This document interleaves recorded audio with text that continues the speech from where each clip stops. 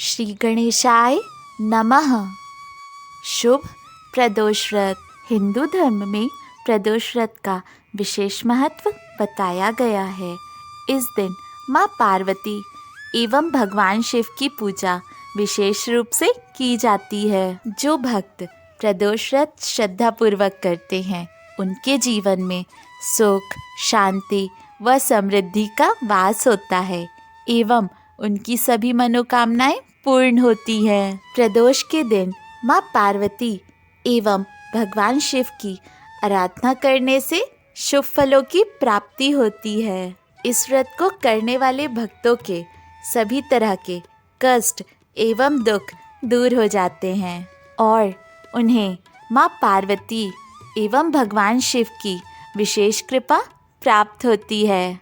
प्रदोष व्रत हर माह के कृष्ण एवं शुक्ल पक्ष की त्रयोदशी तिथि को रखा जाता है।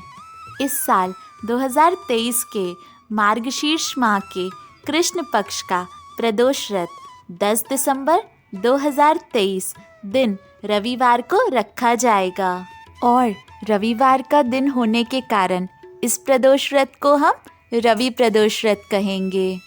इस बार मार्गशीर्ष माह के कृष्ण पक्ष की त्रयोदशी तिथि 10 दिसंबर 2023 दिन रविवार सुबह 7:13 से आरंभ होकर अगले दिन 11 दिसंबर 2023 दिन सोमवार सुबह 7:10 तक रहेगी। इस बार के रवि प्रदोष व्रत में प्रदोष काल की पूजा का शुभ मुहूर्त शाम 5:25 से लेकर रात 8:08 तक रहेगा। रवि प्रदोष व्रत कथा। रवि प्रदोष व्रत की पौराणिक कथा के अनुसार एक समय की बात है, एक गांव में एक गरीब ब्राह्मण परिवार रहता था। ब्राह्मण की पत्नी की भगवान में गहरी आस्था थी और वह श्रद्धापूर्वक नियम से प्रदोष व्रत करती थी और उनका एक ही पुत्र था। ब्राह्मण का पुत्र रोज सवेरे गंगा स्नान के लिए जाया करता था। एक समय की बात है, उनका पुत्र हर रोज की तरह गंगा स्नान के लिए जा रहा था, लेकिन बीच मार्ग में ही उसे चोरों ने घेर लिया। उसके बाद उन्होंने बालक से कहा कि अगर तुम अपने पिता के गुप्त धन के बारे में हमें बता देते हो तो हम तुम्हें नहीं मारेंगे। इस पर बालक ने कहा, बंधुओं, आप गलत समझ रहे हैं, हमारे पास कुछ भी नहीं है, हम अत्यंत ही दीन दुखी हैं। यह सुनकर चोरों ने बालक के हाथों में जो पोटली थी उसकी ओर इशारा करते हुए पूछा कि इस पोटली में क्या है। तब इस प्रश्न का उत्तर देते हुए बालक ने कहा कि मेरी माँ ने मुझे रोटियाँ दी हैं और वही रोटियाँ मैंने इस पोटली में बांध रखी हैं। यह सुनकर चोरों ने बालक को वहाँ से जाने दिया। वहाँ से चलते चलते बालक एक नगर में पहुँचा। नगर में पहुँचने के बाद बालक को एक बरगद का वृक्ष दिखाई दिया। बालक बहुत थक चुका था, इसलिए वह उस वृक्ष के नीचे ही सो गया।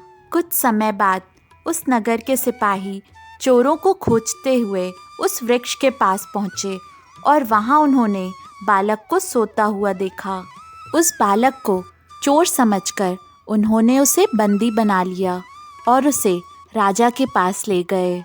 राजा ने बिना पूरी बात जाने उस बालक को कारावास में बंद करने का आदेश दे दिया। जब बालक बहुत देर तक अपने घर नहीं पहुंचा तो उसके माता पिता को उसकी चिंता होने लगी। अगले दिन ही प्रदोष था। बालक की माता ने श्रद्धापूर्वक प्रदोष व्रत किया और भगवान शंकर से अपने पुत्र की कुशलता की प्रार्थना की।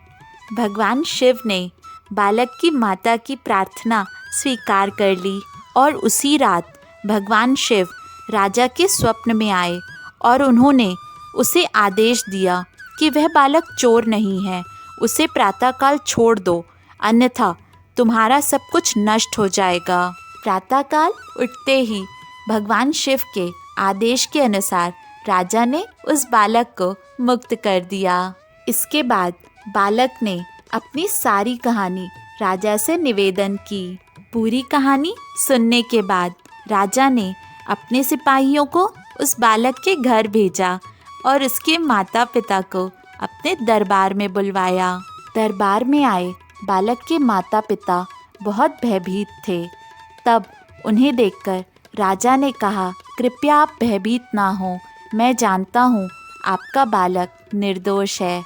और फिर राजा ने ब्राह्मण के परिवार को 5 गांव दान देकर विदा किया, जिससे ब्राह्मण का परिवार सुखपूर्वक अपना जीवन व्यतीत कर सके।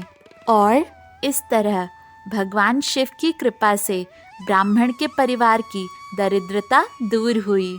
और इसी तरह जो भी भक्त रवि प्रदोष व्रत करते हैं वह सुखपूर्वक और निरोगी होकर अपना जीवन व्यतीत करते हैं। हर हर महादेव।